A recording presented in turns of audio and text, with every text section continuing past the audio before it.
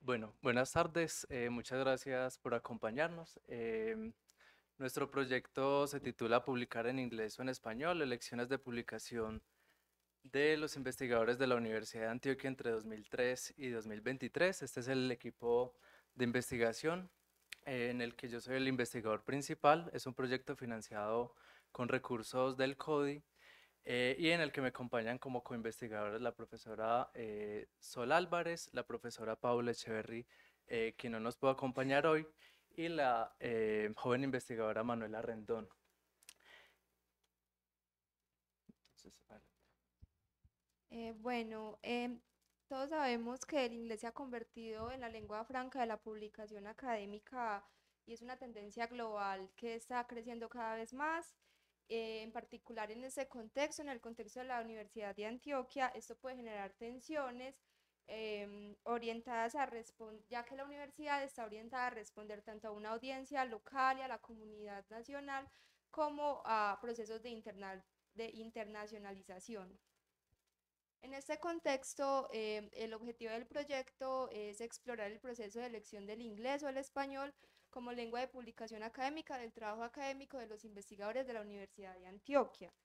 A la medida que fuimos desarrollando el proyecto, la cuestión se abrió un poco más allá de la lengua y nos preguntamos sobre la elección, sobre la publicación, involucrando más allá de la lengua, el formato, dónde se publica y para quiénes se publica. La metodología que abordamos fue un estudio mixto secuencial explicativo que convierte en dos fases o combina más bien dos fases.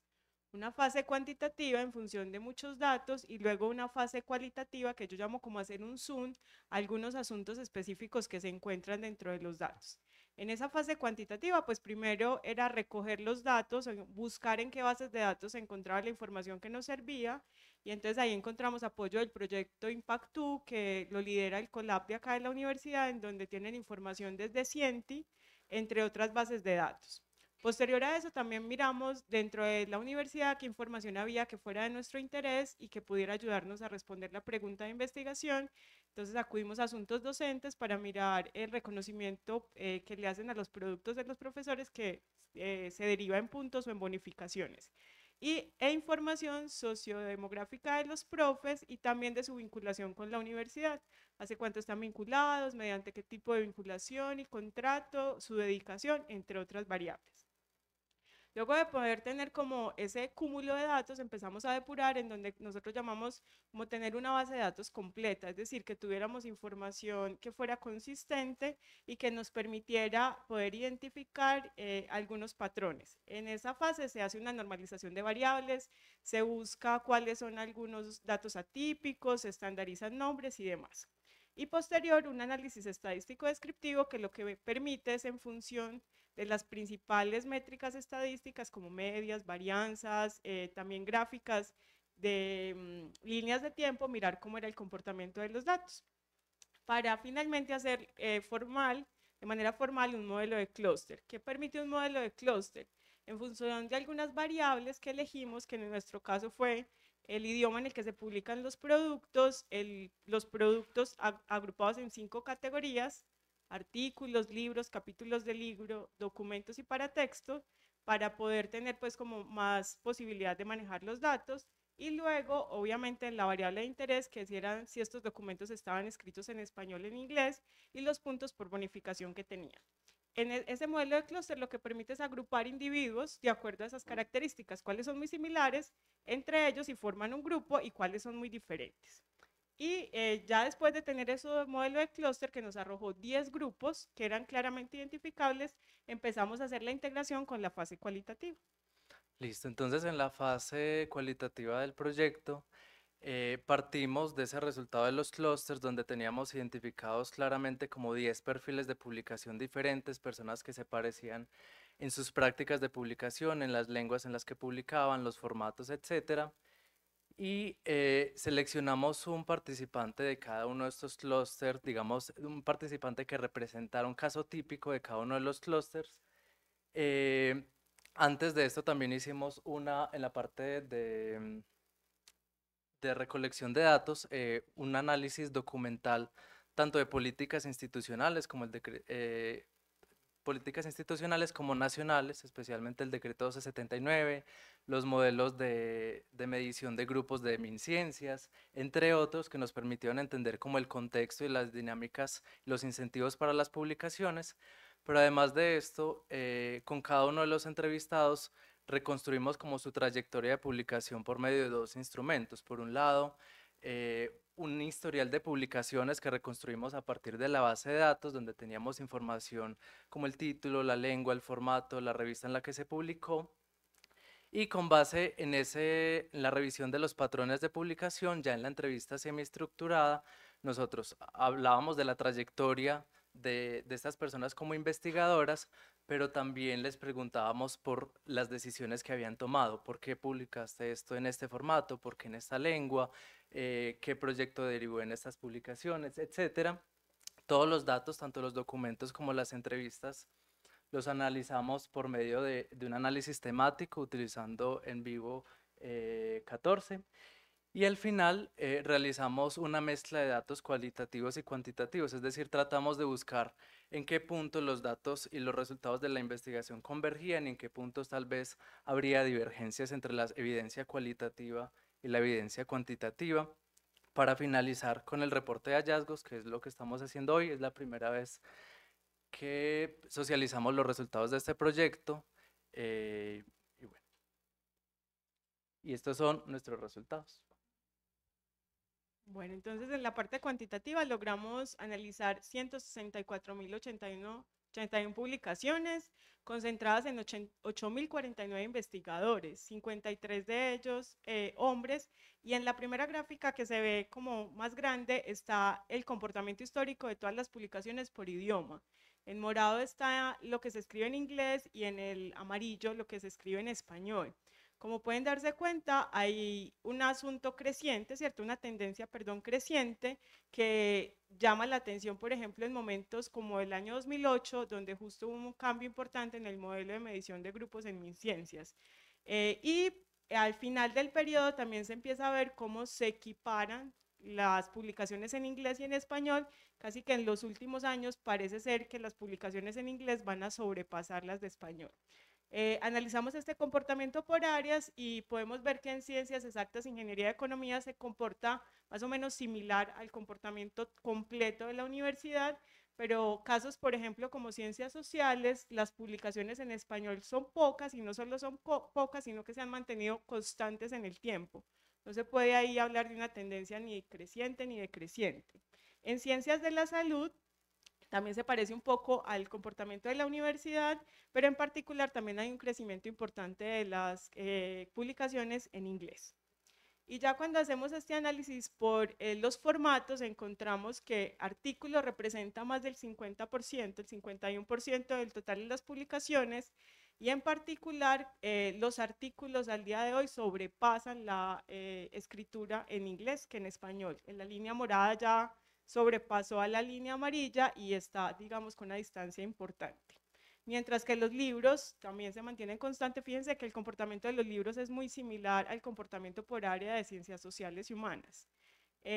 También vale la pena mencionar que en documentos también se viene publicando en inglés, pero tampoco se desprecia el tema de paratexto, que ahí incluimos tipos de documentos como cartas al editor, epílogos, columnas de opinión, entre otros.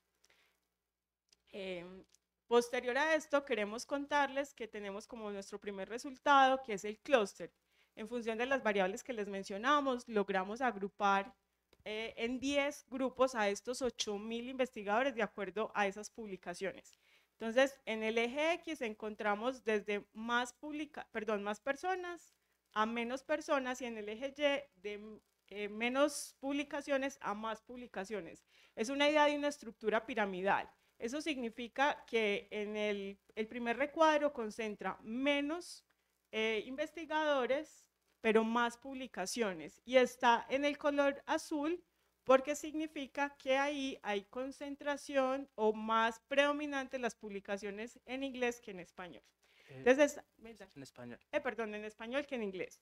Este clúster, y es a modo de infografía, lo que les permitirá que si lo quieren consultar en línea, les sugerimos que se visualicen en el computador para que tengan una mejor panorámica. Pueden encontrar descripciones emergentes. En este caso, por ejemplo, este perfil 3, 9 y 6 concentra sobre todo personas del área de ciencias sociales, en donde hay más investigadores pero menos publicaciones.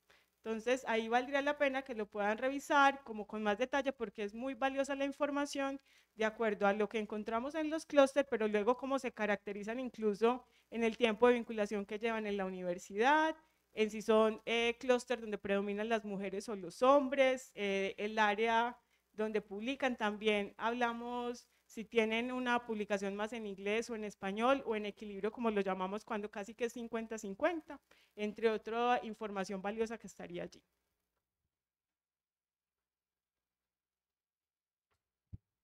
Bueno, ya en relación a los datos cualitativos, pudimos encontrar tres elementos que pueden orientar, que pueden ayudar a explicar las elecciones de publicación de los investigadores. Tenemos las trayectorias, las ideologías y los incentivos materiales y simbólicos. Por el lado de las trayectorias, un elemento muy importante son las experiencias de formación individual. Entonces depende si los investigadores realizaron sus estudios académicos en países angloparlantes o hispanohablantes. También la formación en la escritura en español o la formación en el inglés. Sin embargo, se determinó que el inglés, la formación en inglés no determina necesariamente las publicaciones en inglés. Está también las redes de trabajo, son un factor importante ya que para hacer investigación y para publicar se realizan redes de trabajo entre pares académicos, nacionales e internacionales, estudiantes, grupos de investigación, y el contexto de esas redes de trabajo puede determinar las decisiones en la medida en que algunas personas, si trabajan con pares internacionales que hablan inglés, pueden tener más posibilidades de publicar sus artículos en inglés. Por otro lado, los roles dentro de los grupos de trabajo, es decir, dentro de estos mismos redes de trabajo y grupos de trabajo hay unas jerarquías y esas jerarquías determinan el nivel de agencia en la toma de decisiones de los investigadores en términos de la lengua, el formato en el que van a publicar. Entonces depende si eres estudiante, asesor, investigador principal, coinvestigador, y ese determina tu nivel de agencia. Por otro lado, tenemos el aspecto ideológico que está a la par con el análisis documental. En el análisis documental, digamos que derivamos dos ideologías, el conocimiento como capital y el conocimiento como bien público. Por el lado del conocimiento como capital, es la visión en las políticas de que la publicación académica es un producto, de que la efectividad de los investigadores se mide en términos de productividad, y se da como un privilegio a los formatos de artículo académico en revistas indexadas. Y por el lado del conocimiento como bien público, que ve el conocimiento y la publicación más como una forma de beneficiar a las audiencias locales, a la comunidad local, que la ciencia debe ser multilingüe y pues privilegia otro tipo de formatos más allá del artículo estandarizado. Y podemos ver como que hay un espectro y en ese espectro alineamos como las convenciones de cada área digamos que se acopla a una parte de este espectro. Entonces, por ejemplo, en ciencias naturales y exactas, la convención del área suele ser publicar en inglés, publicar para pares especializados, sean principalmente internacionales, y el conocimiento, las audiencias y el conocimiento se genera para los mismos pares. Y eso se alinea mucho mejor con el conocimiento como capital, es decir, cómo las políticas privilegian más el artículo académico en términos de incentivos económicos y simbólicos. En el otro lado del espectro encontramos ciencias sociales y humanas. Hay unas ideologías más tendientes a pensar el conocimiento como una forma de aportarle a las comunidades locales. Se publica sobre todo en español precisamente porque se quiere llegar a esas audiencias y digamos que está más alineado con este espectro ideológico de las políticas. Y encontramos que en ciencias de la salud están como en un equilibrio entre ambas ideologías, ya que digamos que en las mismas prácticas se ve que publican tanto en inglés como en español, publican también artículos a audiencias especializadas y también artículos de divulgación para la comunidad local. Entonces en ciencias de la salud están como más equilibrados y no se van tanto hacia un extremo u otro. Bueno, finalmente tenemos los incentivos materiales y simbólicos. Por un lado está la recursividad. Básicamente, la mayoría de investigadores trabajan con los recursos que tienen a la mano, sobre todo como al principio, en el momento en que están haciendo la investigación. Estos recursos pueden ser redes de trabajo, alianzas con pares nacionales e internacionales, con diferentes agentes gubernamentales, empresas privadas, etcétera. Se genera también entonces una recursividad que varía de acuerdo también al área del conocimiento. En ciencias exactas y naturales parece ser que los recursos son más materiales, equipos, máquinas para experimentación, etcétera. Y en ciencias sociales el recurso más importante parece ser el tiempo de trabajo. Entonces, en el caso de ciencias exactas, esa recursividad se expresa en lo que un participante llamó, por ejemplo, ciencia de pasillo, compartir máquinas, generar alianzas con otros grupos de investigación. Y en ciencias sociales y humanas se expresó en investigadores afirmando que muchas veces trabajaban ad honorem, es decir, dedicaban mucho tiempo a la investigación sin ser necesariamente, sin tener una retribución económica. Otro de los incentivos materiales que es determinante es los financiadores. Entonces muchos investigadores toman la decisión en torno a la lengua y al formato para responder a los requisitos de los financiadores. La mayoría de financiadores suelen pedir un artículo en una revista indexada, y los participantes expresaron que hay una tendencia a publicar en inglés porque las políticas han llevado a una desventaja a las revistas nacionales y hay una ventaja de las revistas internacionales para la publicación. Listo, ya para ir concluyendo también, en la mezcla de datos hay 4 asuntos importantes para señalar. Por un lado, como ya lo mencionábamos ahorita, las convenciones disciplinares y las comunidades para las que se escriben son claves para entender las decisiones que toman los y las investigadoras al momento de publicar.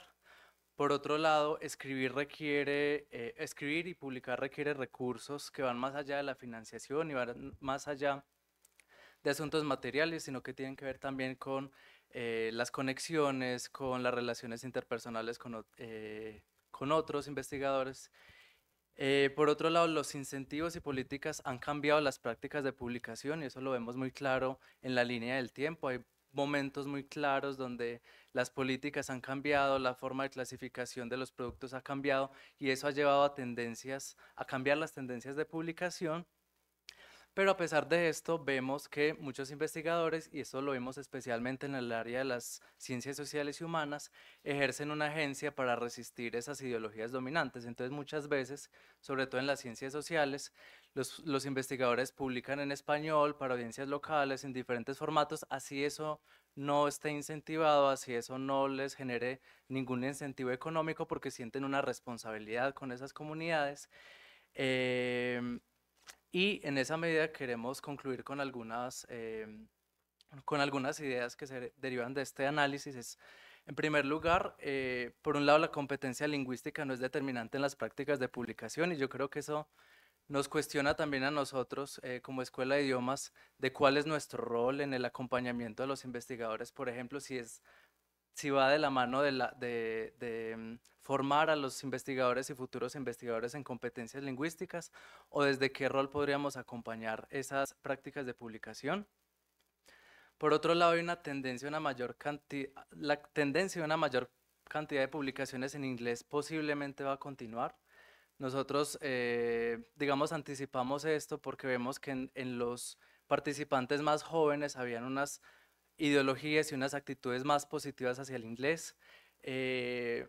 Encontramos también un uso también de herramientas que no existían antes, como las inteligencias artificiales que están haciendo que publicar en inglés ya no requiera tantas mediaciones lingüísticas, ¿cierto? Entonces, y en la medida en que los incentivos económicos no cambien, probablemente la tendencia va a continuar. Los cambios en las políticas e incentivos podrían cambiar las prácticas de publicación y bueno, uno no sabe si esto es una buena o una mala noticia, porque por un lado se muestra que digamos que las políticas sí tienen un efecto, pero por otro lado hemos visto que reformar esas políticas es muy difícil y requiere debates, digamos, de fondo, que creemos que también se están dando en este momento en la universidad y en el país. Creemos que esos cambios en los incentivos deberían pasar también por generar incentivos diferenciados por áreas del conocimiento, ¿cierto?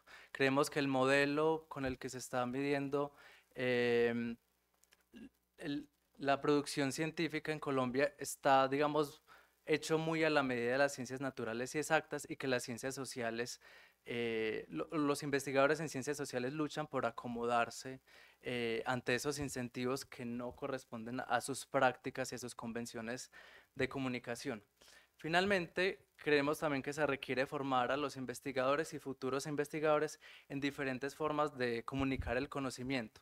Entonces, no solamente tener un impacto con los pares académicos produciendo artículos especializados, sino también que la investigación que se hace en la universidad pública con recursos públicos pueda llegar más directamente, que pueda haber una comunicación más fluida con la sociedad. Bueno, eso es todo. No sé si te dan preguntas, inquietudes. Muchas gracias. Gracias.